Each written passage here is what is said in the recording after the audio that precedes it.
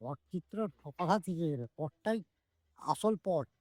তারপরে তো সিনেমা এলো, নাটক এলো, বিভিন্ন রকম জিনিস এলো। প্রফেসররা তো ওরা বলে চলে গেলো এটা আঁকো বলে চলে গেল, আঁকবে কি কি করবে সেটা কিছু বলে না।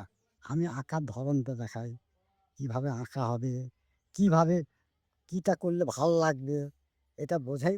আবার বলে কি জানো, যে দিদি দিচ্ছে অর্থ ভাণ্ডার, আর দাদুর কাছে যে তথ্য ভাণ্ডার।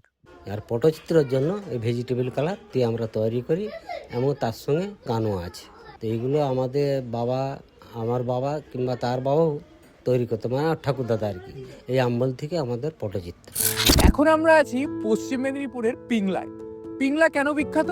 পিংলা বিখ্যাত আমাদের প্রাচীন গ্রাম বাংলার এক হারিয়ে যাওয়া শিল্পের জন্য। কি সেই শিল্প? পটচিত্র শিল্প। পটচিত্র শিল্প আসলে কি? পটচিত্র শিল্পের পেছনে কিন্তু একটা বিরাট ইতিহাস আছে। সেই ইতিহাসের গল্প, সেই ইতিহাসের গান, সেই ইতিহাসের রঙের তুলি ছোঁয়া এই গ্রামে মিশে আছে।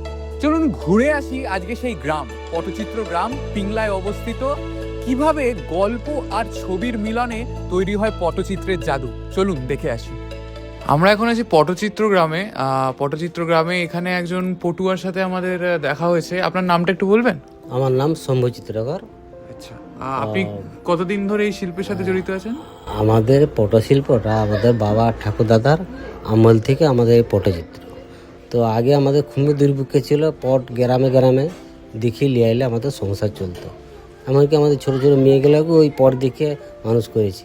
এখন আমাদের ছেলে মেয়েরা সব ওরা পটের কাজও করে, গানও করে, এবং দেশ বিদেশ পর্যন্ত ঘুরে এসেছে।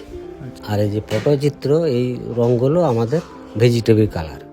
তো এই সিম পাতার রস, বেলের আঠা, কাঁচা হলুদ বেলের আঠা, তারপরে লটকন ফলের বীজ থেকে ওর একটা রং পাই, ওই থেকে বেলের আঠা দিয়ে আমরা তৈরি করে ওইগুলো আমরা পটচিত্রের জন্য। তো এবার আরও যে অন্য অন্য আছে, এই কেল্লি ফেল্লি এসব নানা রকম আছে, এর জন্য ফেব্রিক কালার। আর পটচিত্রের জন্য এই ভেজিটেবল কালার দিয়ে আমরা তৈরি করি, এবং তার সঙ্গে পটচিত্রের সঙ্গে গানও আছে। এই পটচিত্র নিয়ে ওরা বিভিন্ন জায়গায় আমরা যাই, হ্যাঁ, গিয়ে বিভিন্ন লোককে দেখাই, গান করি, গান শোনাই। হ্যাঁ, তারা ভালো লাগলো, তাদের একটা ছবি টবি কেনাকাটা করলো। এবং আমাদের এই নয়া অবশ্য অনেক লোক আসে কলকাতা থেকে কিংবা দিল্লি থেকে, বোম্বে থেকে, বাইরে থেকে, মানে বিদেশ পর্যন্ত তারাও লোক আসে, এসে এই পাশে পটচিত্র গান টান শুনে তারা কেনাকাটা করে। পটচিত্র গ্রামে এরকম অনেক তরুণ প্রজন্মের শিল্পীরা আছেন যারা এই কাজে নিযুক্ত হচ্ছেন, নিজে থেকে এগিয়ে আসছেন এই শিল্পে অংশগ্রহণ করতে। চলুন শুনে নিই এরকম একটা পরিবারের কথা, যেখানে পরের প্রজন্মের শিল্পীও এগিয়ে এসছেন এই কাজে। পটচিত্র গ্রামে একজন পটুয়ার বাড়িতে এসেছি। আপনার নামটা একটু বলবেন? আমার নাম সিরাজউদ্দৌলা চিত্রকর। আচ্ছা, ওনার সাথে দেখা হয়ে বা ওনার বেশ কিছু বই আমরা এখানে দেখলাম। আচ্ছা, এই পটচিত্র গ্রামের ব্যাপারে এই বইতে কি লেখা আছে নাকি? না, এই বইটা হচ্ছে দেশভাগের উপর আমরা পটচিত্র স্টাইলে বানানো আছে ছবিগুলো, যে কীভাবে পটচিত্র পটুয়ারা দেশভাগ হলে সেই ছবিটা কীভাবে পটচিত্র স্টাইলে আঁকা হয় সেই ধরনের আঁকা আছে, যেমন ন্যাচারাল কালার দিয়ে ছবি টবি আঁকা আছে। তো আপনি নিজে পট আঁকেন তো? হ্যাঁ। আচ্ছা, বাইরে যাওয়া হয়? দিল্লি, আচ্ছা। বম্বে সব জায়গায় যাওয়া হয়। কিরকম সেল টেল হয়? ভালো? আমার মোটামুটি ভালো হয়। আচ্ছা আচ্ছা, আর সরকার থেকে সেরকম কোনো সাহায্য আসে? হ্যাঁ, আমরা শিল্পী ভাতা পাই, আমরা শিল্পী কার্ড আছে, আমাদের শিল্পী ভাতা পাই। আচ্ছা আচ্ছা, এইখানে তো একটা মেলা হতো। এখানে মেলা হয়, মেলা একটু দেরি আছে, মেলাটা হবে। পটচিত্র মেলা হয় পটমায়া। আচ্ছা আচ্ছা আচ্ছা, ওনার বাবার সাথে একটু কথা বলবো। আপনার নাম কি? আমার নাম বাহার চিত্রকর, ডাক নাম রঞ্জিত চিত্রকর। আচ্ছা আচ্ছা, বাহার। আপনার হাতে একটা ছবি দেখতে পাচ্ছি, এই ছবিটার পেছনের গল্প কি? এটা আমরা রাষ্ট্রপতি ভবনে গেছিলাম, রাষ্ট্রপতি মানে ওয়ার্কশপ, মানে ছবি আঁকার দেখলাম, সেখানে 15 দিন ছিলাম সেখানে। আচ্ছা, ছবি টবি আঁকার জন্য রাষ্ট্রপতিকে আমি এঁকে এটা উপহার দিয়েছি। বাহ। তো আপনার রাষ্ট্রপতি ছাড়াও দেশে তো বিভিন্ন জায়গায় পট যায়, তো সেরকম ভাবে পট পটের ওপর এখনকার মানুষদের কিরকম নজর, বা তারা কিরকম ভাবে চাইছে পট? তারা কি অনেক বেশি উৎফুল্ল এই পটকে পেয়ে? তারা বেশি আগের থেকে নিতে চাইছে? হুম, এই পটটা নিয়ে প্রাচীন জিনিস, এই পটটা নিয়ে অনেক গবেষণা করেছে, এই পটটা নিয়ে এখন পিএইচডি করতেছে। হ্যাঁ।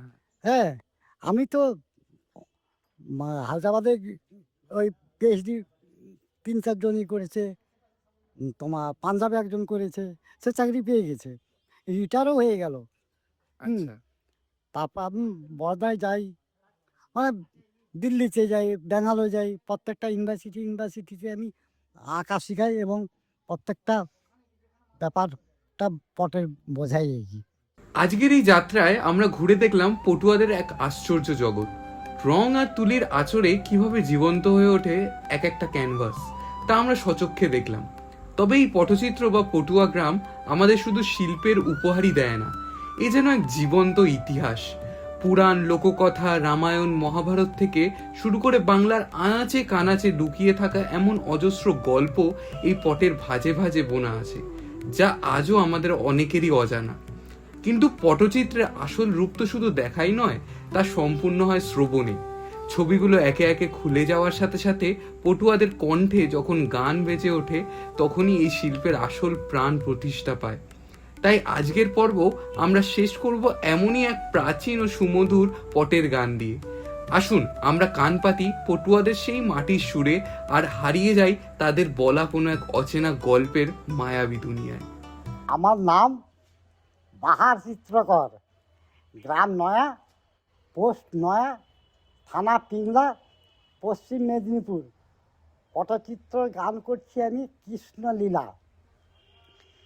তরু তালে কৃষ্ণ দিগো মুরলি দিল টান, শোনে যত ব্রজের গোপী না ধরে পড়ান।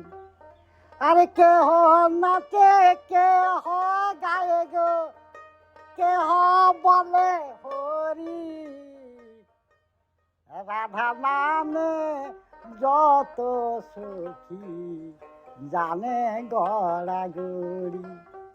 পাগে দেবে দেখছেন ঠাকুর গো ময়ূর পঙ্খ দিয়ে, নানা জাতে ব্রজের মালা চূড়োতে বেরিয়ে, ঝাই ঝুরি পুষ্পের মালা গো চূড়োতে বকুল, যুগলে চরণে ঠাকুর বেজেছে নকুল।